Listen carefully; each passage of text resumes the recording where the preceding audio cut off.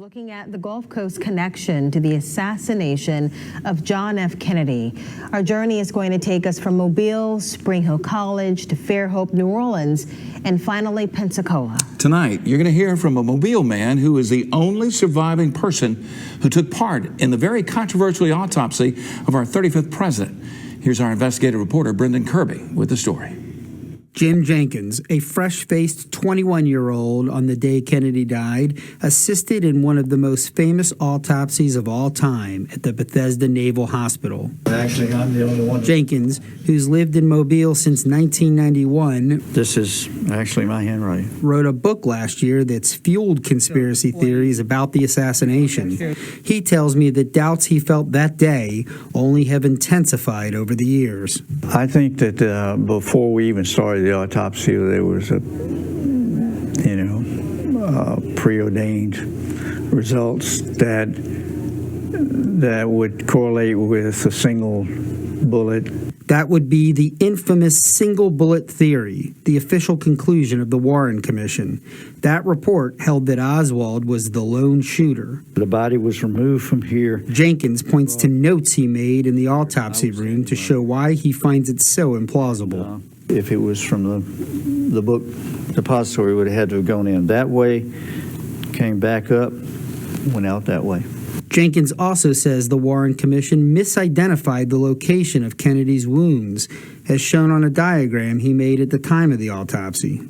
As you can see, this is where the wound is. It's halfway between the spinal column and the scapula, and they moved it from here to here. Dr. James Humes, who was in charge of the autopsy, stood by the official findings that one bullet struck both the president and Texas Governor John Connally. It did not seem inconsistent to us that this bullet exited the anterior neck of the president. It had to go somewhere.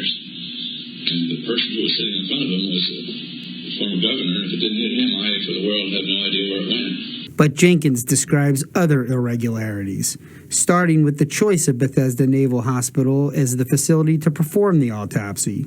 He says the staff had little to no experience with homicides, and he says he particularly was struck by Kennedy's brain. It was different from what I normally had seen. It seemed to be a little too small for the cranium. Jenkins recalls Kennedy's body arriving in a plain shipping casket, not the ornamental bronze one that was loaded on the Air Force One in Dallas. Other authors have speculated that Kennedy's body was swapped with a decoy during the flight.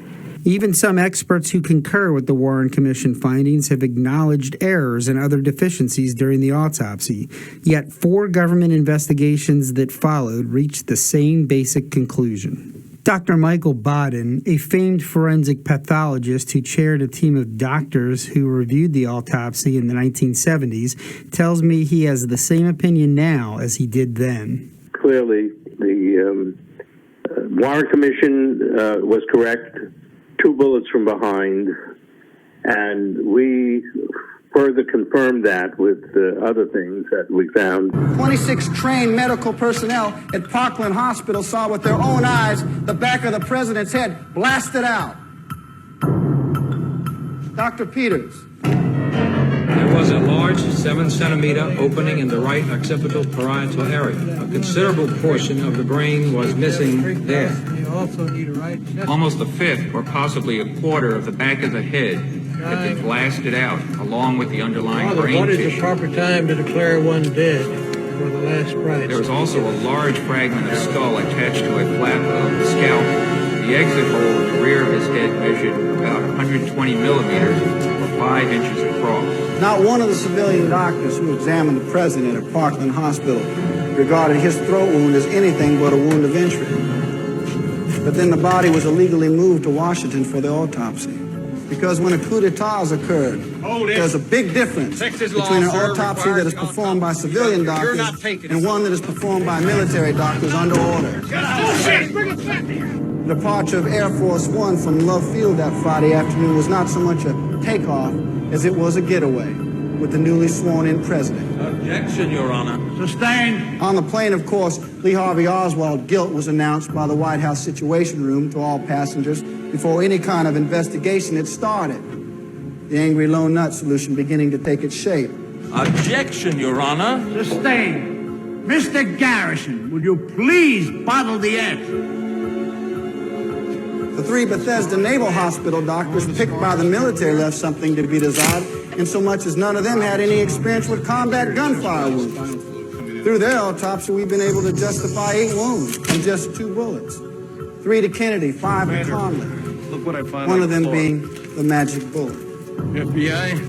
Here. Colonel Fink, are you saying someone told you not to dissect the neck? I was told that the family wanted examination of the head.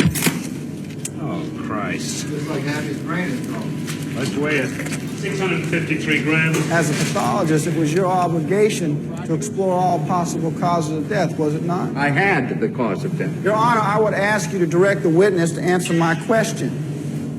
Why did Colonel Fink not dissect the tract of the bullet wound? Obvious tracheotomy. Well, I heard Dr. Hume stating that... That's enough. That's enough. Here's the duly noted. Okay, let's check the back, gentlemen. All right. There's a considerable amount of spinal tissue coming in right here. I can feel the end of the wound with my finger. That won't be necessary, Commander. Watch the ear, watch the ear. Yes, sir. Shot back. He said, Who's in charge here? I am. I don't remember his name. You must understand, it was quite crowded. And when you are called in circumstances like that to look at the wound of the president who is dead, you don't look around a lot to ask people for their names and who they are. But you were a qualified pathologist. Was this Army general a qualified pathologist? Intensely No. private to the Kennedy No, family. but you took his orders. Yes. So he was directing the autopsy? No. No? No, because there were others. There were others. There were others. There were admirals. Well, there were admirals. Oh, yes. And when you are a lieutenant colonel in the Army, you just follow orders. It is not our business to discuss this with anyone outside this room. As I recall, it was Admiral Kenny, the Surgeon General of the Navy. We were specifically told not to discuss the case. Assassination of President John F. Kennedy, Lee Harvey Oswald was in Mobile. Yeah, in part 2 of our series on the Gulf Coast connections to the JFK assassination, our investigative reporter Brendan Kirby explores one of the stranger footnotes in the run-up to that day in Dallas in 1963. One of the more peculiar Gulf Coast connections to the Kennedy assassination occurred right here at Spring Hill College. Founded almost 190 years ago, the small Jesuit college in the heart of Mobile's Spring Hill neighborhood was Alabama's first Catholic college and one of the nation's oldest. It's an unlikely link to a murder that occurred 585 miles to the west, but it became part of the FBI's investigation of one of the most infamous assassins in history. In the early 1960s, Jean Muret was a Jesuit student training to be a priest, and he wrote a letter inviting his cousin to speak to the Jesuits about his experiences living in the Soviet Union. That cousin, Lee Harvey Oswald. The letter says the students were, quote, hoping that you might come over to talk to us about contemporary Russia and the practice of communism there. Oswald accepted the invitation, and a small group of priests and teachers in training heard the future assassin speak in July 1963, just 4 months before the shooting. One of those students was the Reverend John Payne, who agreed to record a statement about his memories of that Saturday evening. And what struck me was that he first complained about everything he'd experienced in Russia, and then he complained about everything he found in the United States. And my reaction was one of frustration and some anger, and I thought, if he is totally frustrated with what he finds here, then why should we, as a matter of fact, be subjected to listening to his complaining if he's unhappy with both the Russian world and the world of the United States? Payne says something about Oswald wasn't quite right. And what stuck with me was the image of his face. And what seemed to me to be the case was that his eyes were desperate. And I was thinking to myself, there's nothing you could do to fill that man with any hope or joy. And then I said a prayer for him. Oswald drew almost no attention at the time. The speech was not a public event, open only to the other Jesuit seminary students, who were called scholastics. None of the media, on or off campus, appeared to have covered the event in any way. And why should they have? At the time, Oswald was a nobody. The building where Oswald spoke, the Jesuit House of Studies, is where the Jesuits prayed and studied. It no longer exists. Today, there are dorms.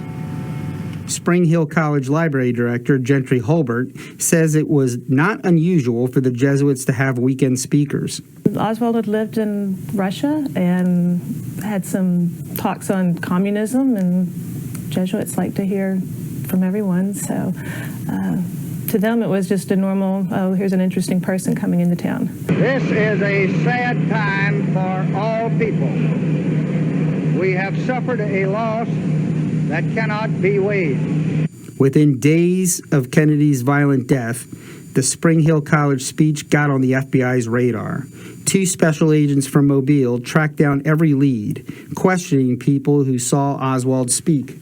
The FBI confirmed that Oswald's uncle, Charles Dutzmerritt, drove himself, his wife, and Oswald and his wife from New Orleans to Mobile and paid for the room where they stayed at the Palms Motel, a Government Boulevard motor lodge that no longer exists. The FBI even checked to see if Oswald or his relatives had made or received any phone calls from their motel room. They hadn't. Fairhope resident Mickey Degnan's father, Harry Degnan, was one of those FBI agents. Well, I think he was like most people, that trying to figure out, why the people at the seminary had an interest in Oswald, who was atheist, who was, obviously went to Russia, didn't care for Russia, and apparently didn't care for the United States either. The FBI turned up no evidence that the Spring Hill College speech was connected to the assassination in any way. But some have noted the coincidence of an appearance on campus weeks earlier by New Orleans businessman Clay Shaw, the only person ever tried for Kennedy's murder, who attended an international relations forum. But people that are putting together all these dots found that strange that he was here maybe the month before. It may not mean anything, but as you know, there's lots of strange little dots.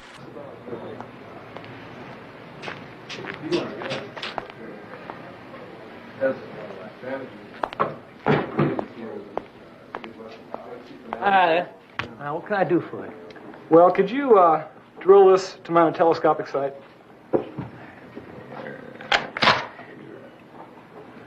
Sure can. How soon? I'm going to need it any day now. Well, be ready in a couple of days. Fine. Right. What's your name?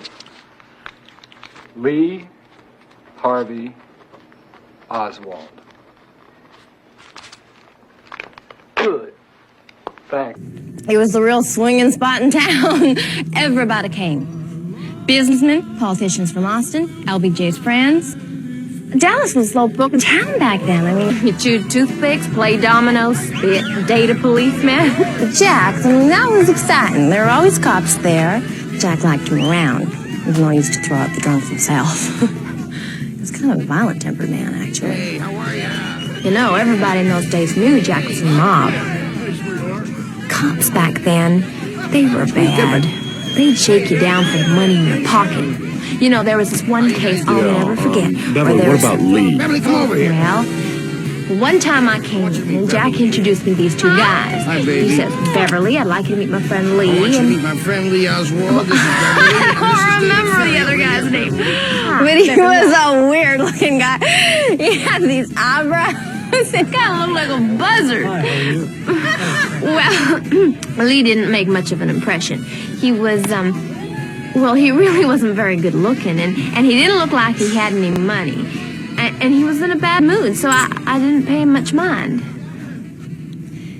You know, I may not remember a name, but I always remember a face. And then a couple of weeks later, when I saw him on the television, I screamed like, oh, that's him.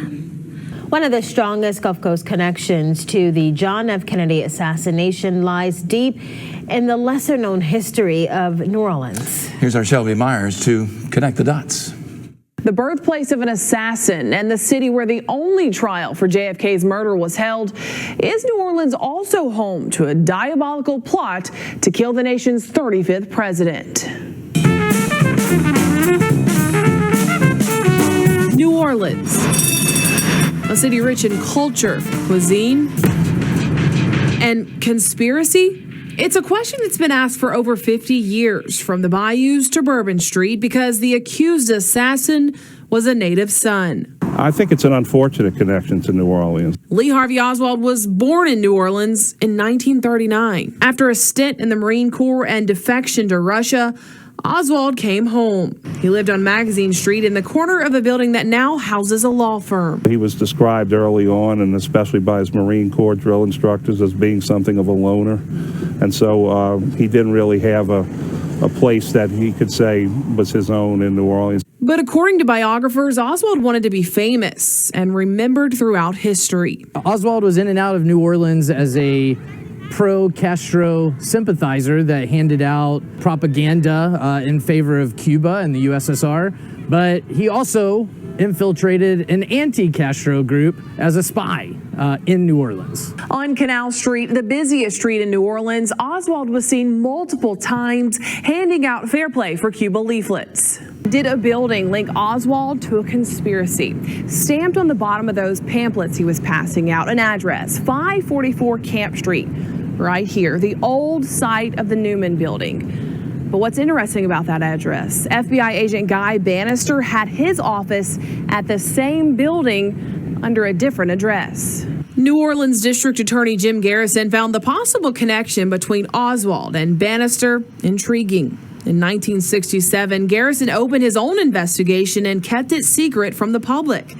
He first zeroed in on a strange figure named David Ferrie. He definitely had connections to mafia, and he was known to fly drugs and drug runners over the border into Central America. So this is a person that was certainly a concern, but whether he was part of the plan, a Castro-led plan even, to assassinate the president, is something that went with him to the grave. I don't think that we'll know. Ferrie died of a brain aneurysm not long after he was interviewed by Garrison. The DA then turned his attention to the man who would ultimately stand trial, Clay Shaw. Shaw lived in this Creole cottage in New Orleans. He founded the International Trade Mart on Canal Street.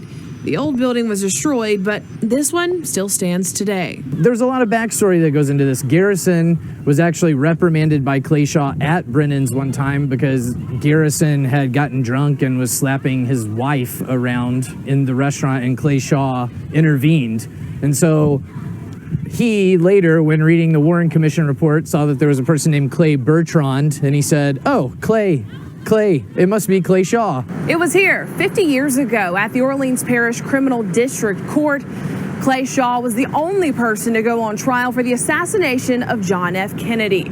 District Attorney Jim Garrison alleged he, along with Lee Harvey Oswald and David Ferrie, plotted to kill the president. He wasn't guilty of these crimes, and a jury said so after only 50 minutes of deliberation in a 6-week circus-like trial. Garrison had attributed a motive of homosexual thrill killing to Clay Shaw, and so all of that combined, he ended up dying broke and without very many friends.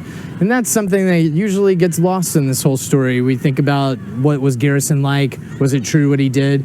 He ruined a man's life for no reason, and he was wrong about him. Shaw died of lung cancer a few years after his not guilty verdict. This is Jim the Giant Garrison. John Fitzmaurice Jr. is a retired attorney who worked under Garrison a few years after the Shaw trial.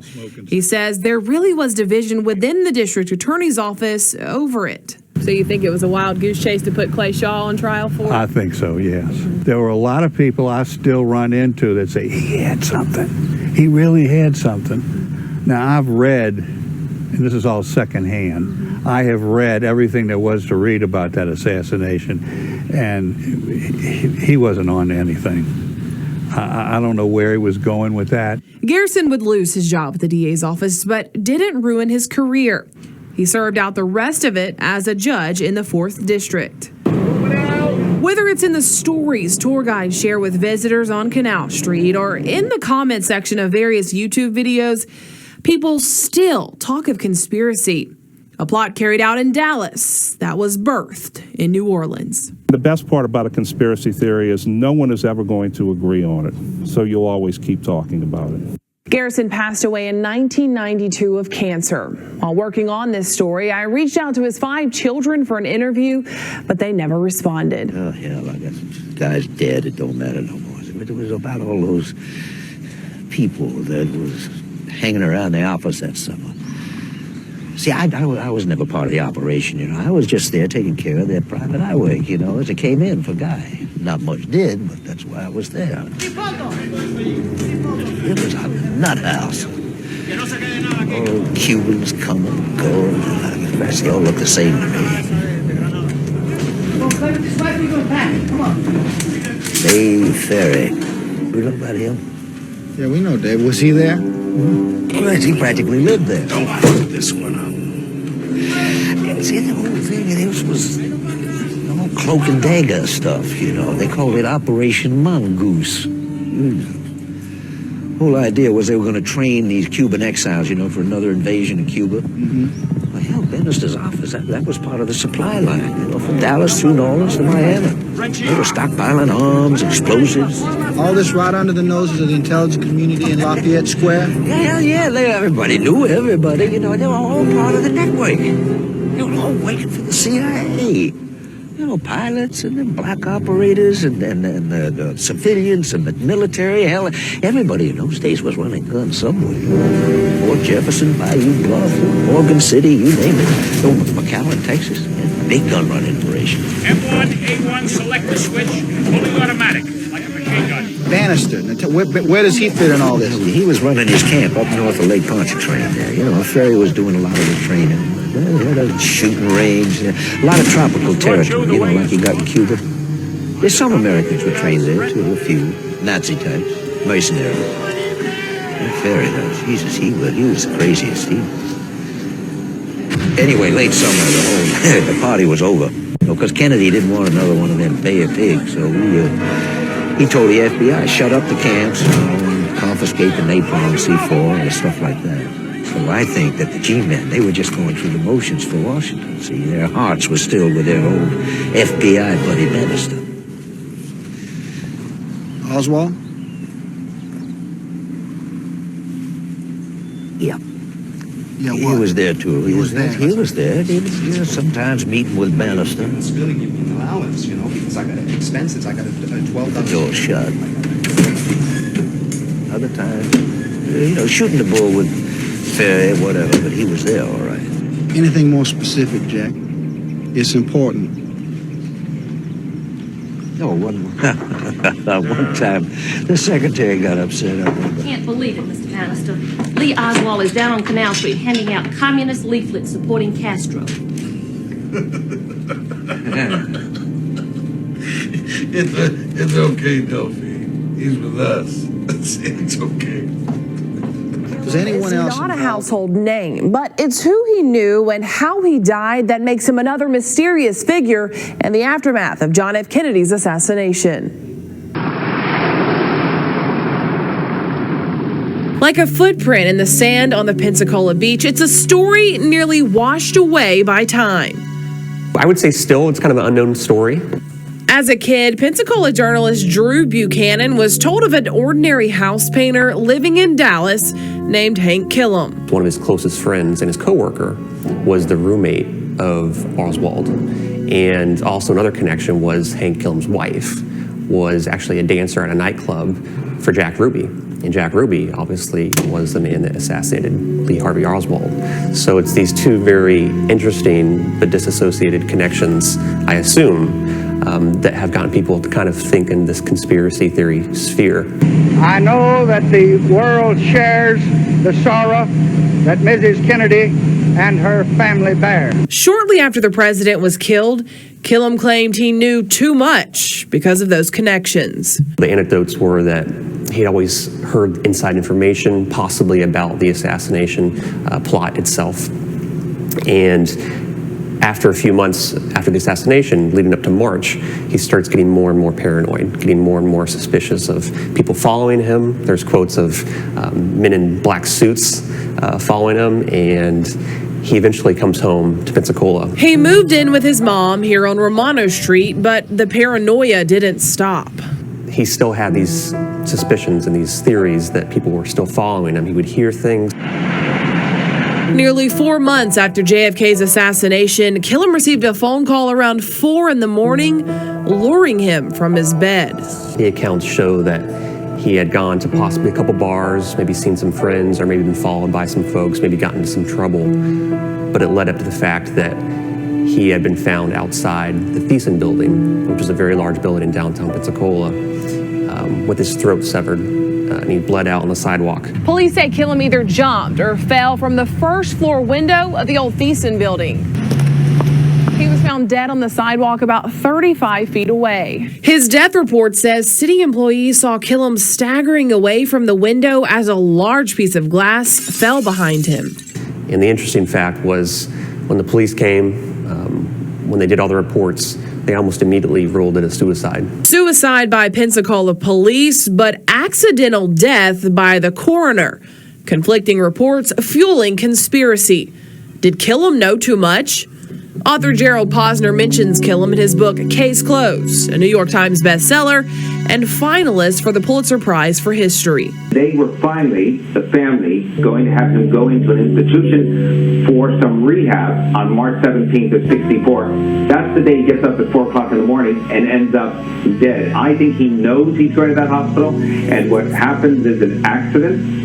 I don't believe it's suicide, it's not intentional, but that plate glass window that breaks, he obviously, at some point, it either hits it, is hallucinating, or it happens, and that plate glass window shatters, that then feeds the conspiracy theory, because you say, he must have been killed because he knew something. Meanwhile, he had already talked to the FBI half a dozen times, at least, telling them everything he knew.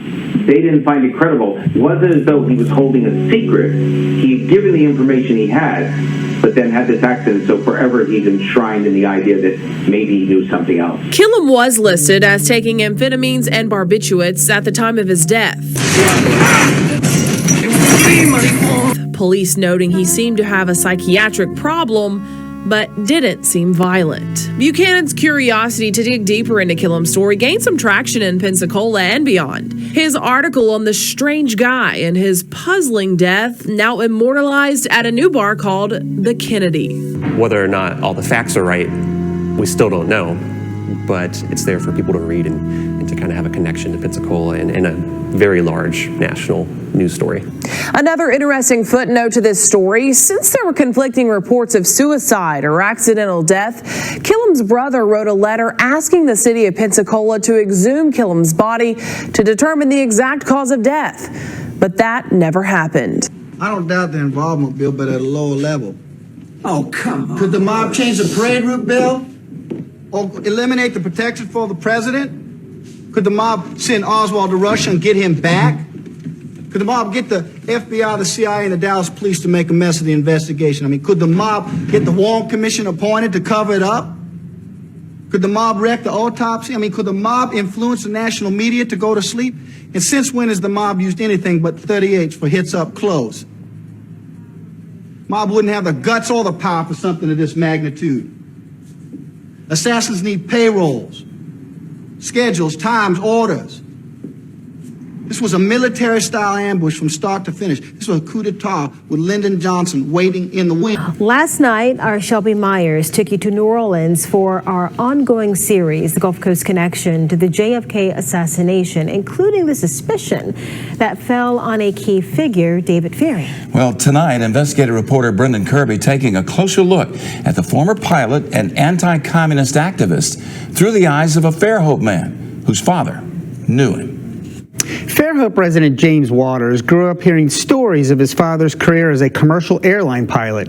James Waters Sr. was a naval aviator before switching to civilian work, but there's one story the younger Waters didn't hear until decades later.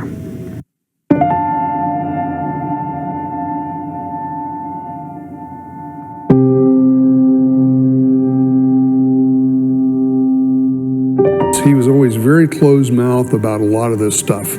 What Waters was reluctant to talk about, and what his son hasn't discussed publicly until now, is a tale of David Ferrie, Lee Harvey Oswald, and their possible connection to the murder of a president.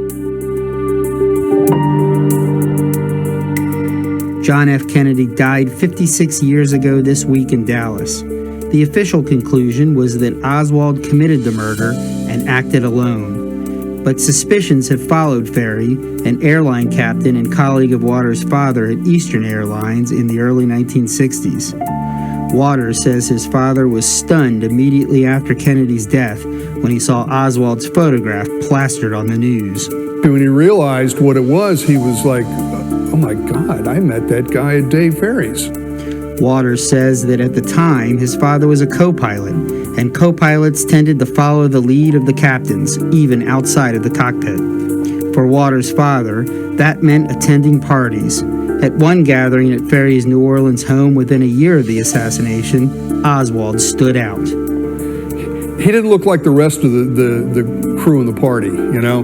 Everybody else was, like I said, 1960s, airline pilots, a little bit of cash, flush, and, partying there with either wives, girlfriends, or whatever. And that Oswald just kind of was kind of a lump on the wall and didn't really seem to fit in. One night we was over at Dave Ferrie's place having a party.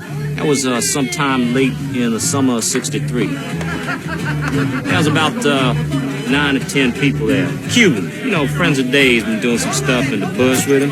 Place was a mess, man. Dave's mind's a mess. There's all these mice cages all over because he's working on this cure for cancer. Dave's smart, though. He's sharp. He speaks 5 languages. He knows philosophy, medicine, military history, politics. He said he wanted to be a priest, but they defrocked him because he was queer.